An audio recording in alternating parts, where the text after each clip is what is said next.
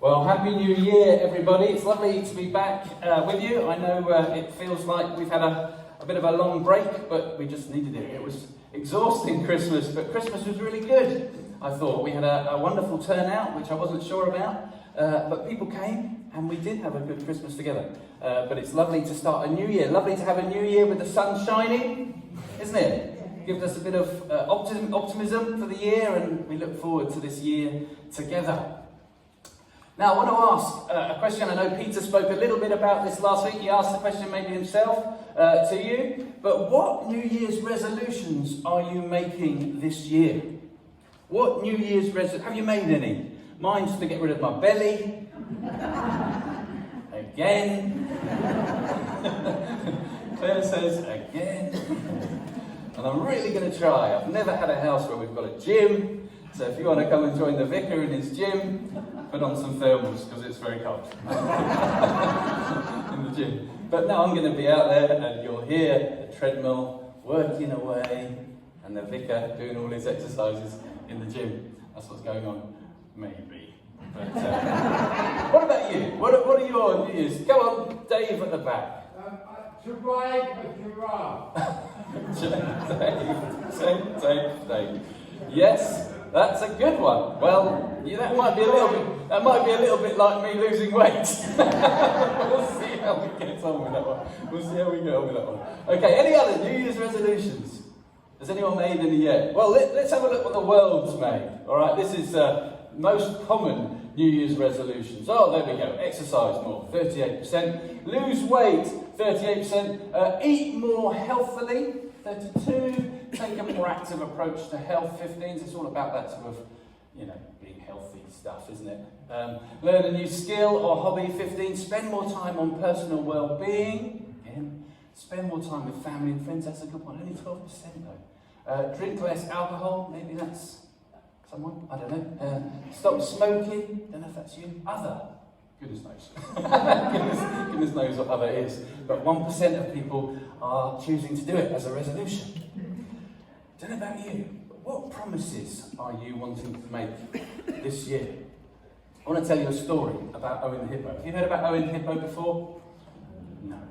Let me tell you about this beautiful baby hippo called Owen. All right, now this is Owen the Hippo. Owen the Hippo, in 2004, was swept away by a tsunami, away from his mum.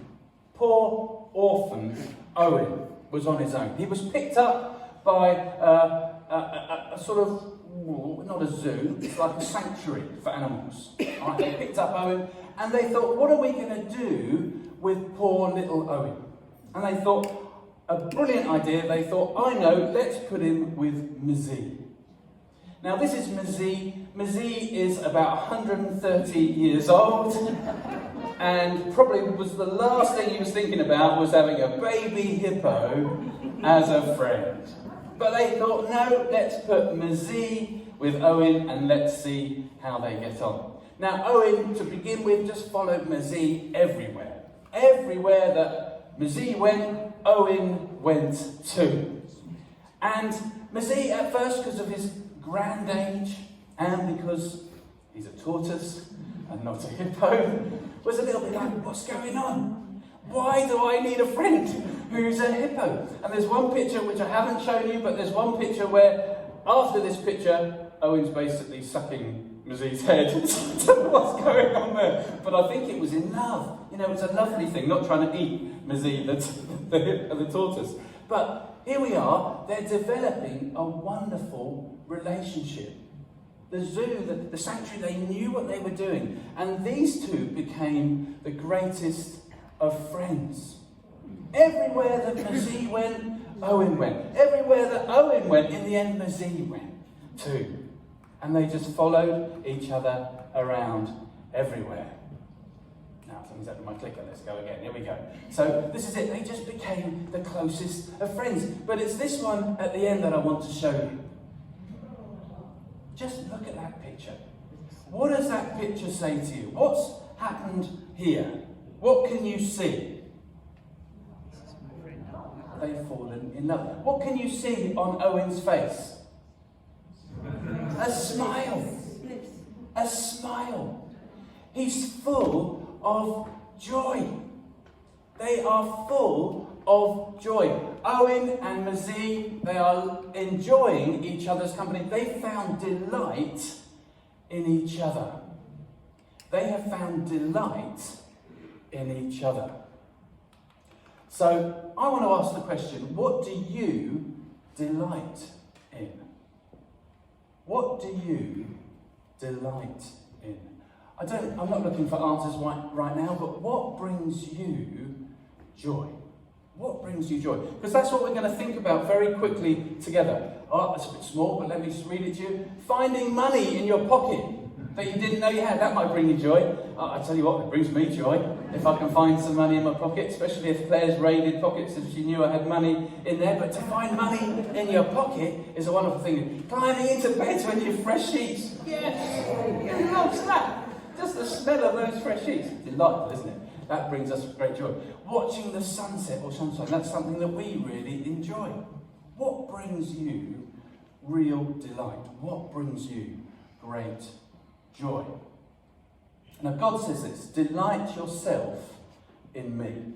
The text of the year. I want you to all go home with one of these. You can put it on your fridge. You can have it on your mantelpiece. It's going to be a reminder for 2022 of something hopefully us as a church to think about. But God says this in John 15 verse 11. He says, these things I have spoken to you, that my joy may be in you, and that your joy may be made full. Isn't that wonderful? That could have been the text of the year. My joy may be in you, and that your joy may be made full. And that's my prayer for us all this year, that Jesus wants us, Jesus longs for us to know his joy.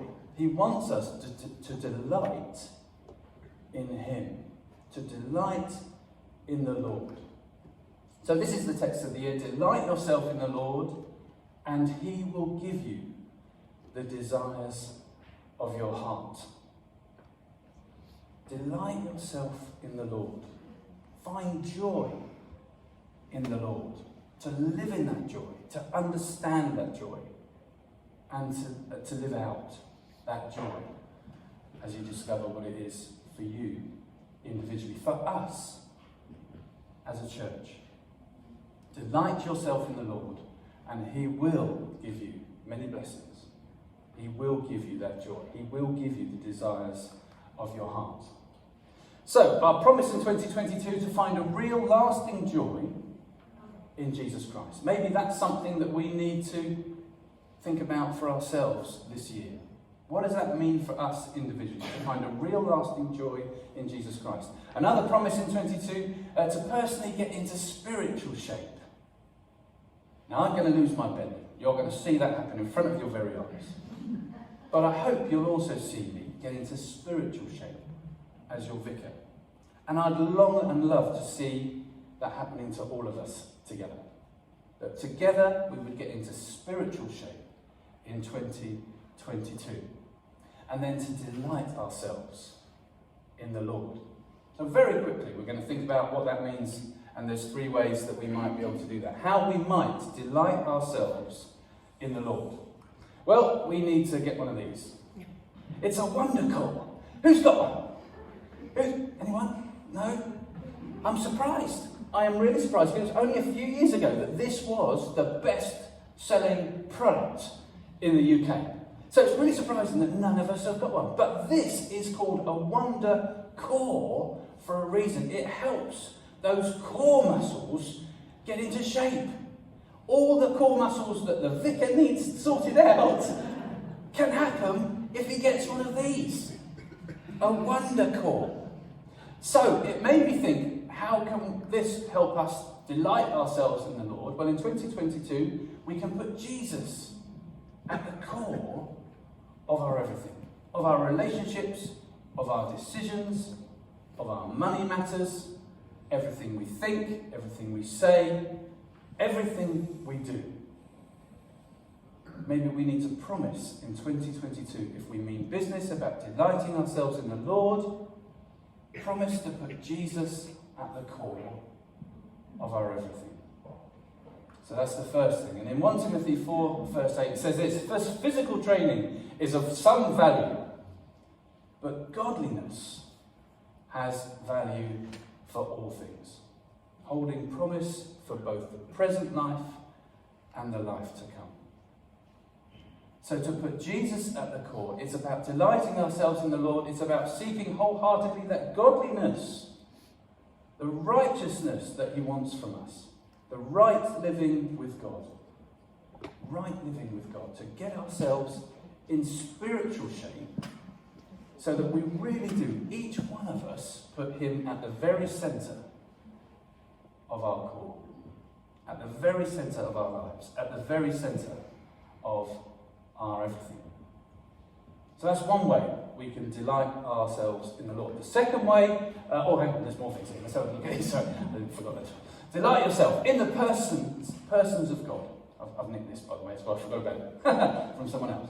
But delight yourself in the persons of God, Father, Son, and Holy Spirit. Fantastic, we get to know God better by delighting ourselves in him. In the perfections of God. I love this, because it's in his power. Get to understand the power, the goodness, the faithfulness, the wisdom, the love, the grace, the mercy of our God, who loves us deeply, who treasures us as individuals. Get to know him better. This is about putting him at the core. In his works of creation first. In his works of creation. On a day like today, go for a walk this afternoon. Fully see God's glory as you walk. That's about understanding, isn't it? The Lord who we worship. The God who we worship. All right, understand his works in creation. Delight yourself in his word. His gospel. And the truths given to us. Delve deep into the spiritual content of this wonderful book. This is how we're going to learn how to delight ourselves in him. The only way. This is how we're going to fully understand how we're supposed to live, how we're supposed to be, how we put him at the core of our everything. Delve deep into this. We're going to do that together as a church this year. In this place, we're going to start this year some new services that will allow us to worship more together.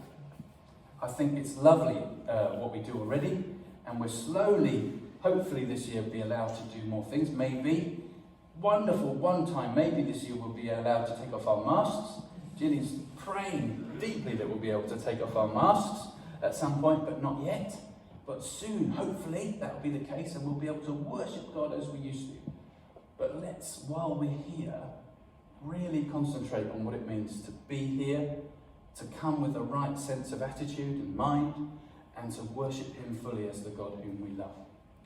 And then delight yourself in his people. Love each other well. Be with each other. Spend time with each other. Look out for each other. That's about delighting ourselves in the Lord as we love his people here in this place with a like-minded attitude. If we delight in all of these things, it says, we are putting him at the core. And we'll begin to know of his joy. So that's number one. Number two is this. Milkshake. What do you crave? I want to ask a question. What do you crave? Now, the vicar occasionally craves these. They're not very good for this. They're so full of sugar. But he craves these. He loves these, especially the banana ones. I love a banana milkshake. Never thought you'd hear that from the vicar, did you?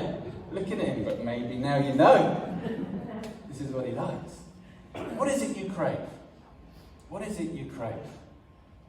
Delight yourselves in the Lord.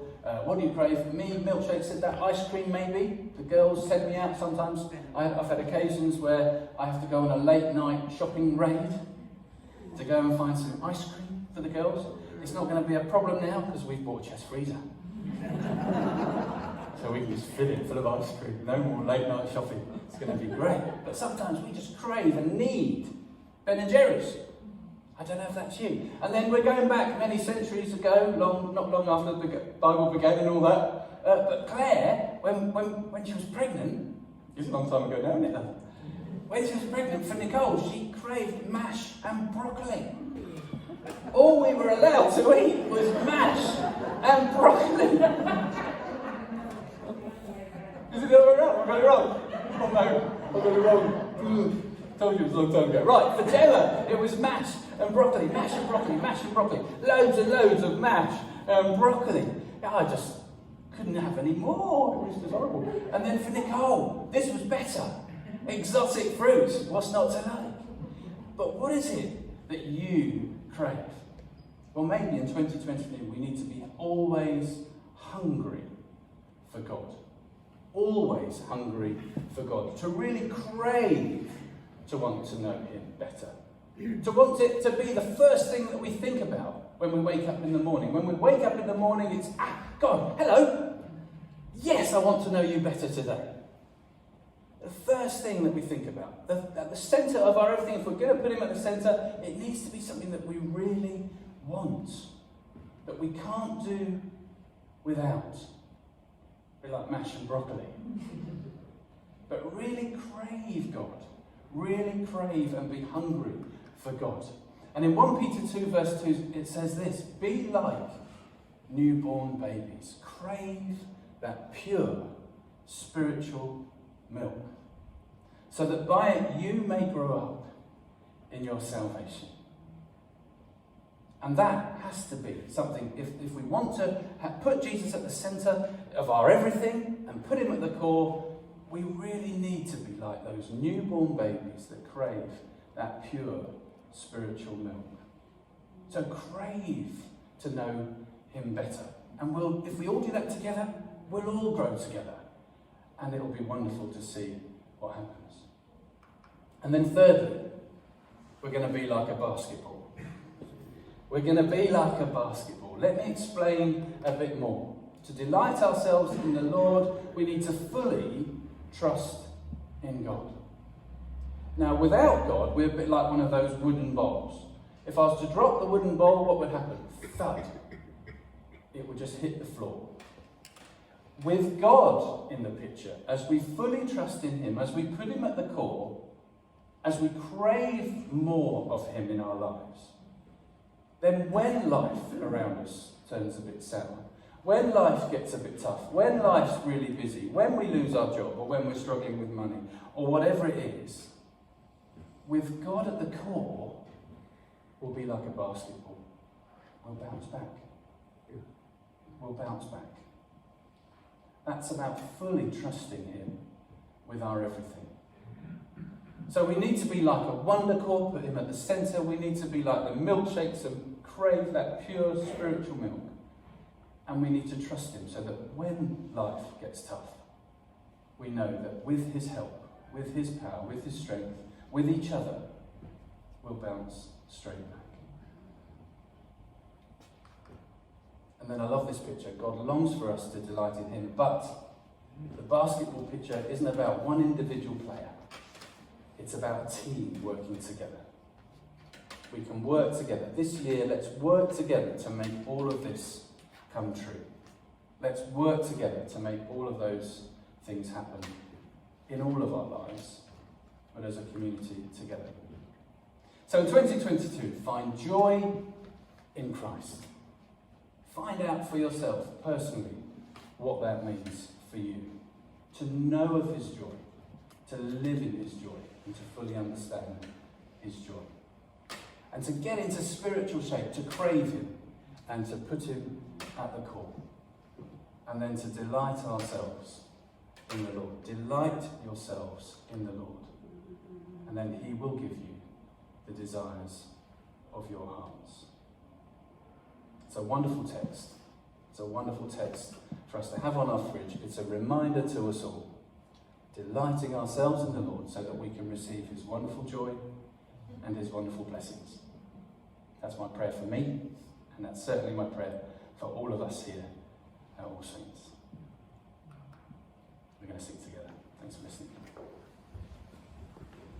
listening.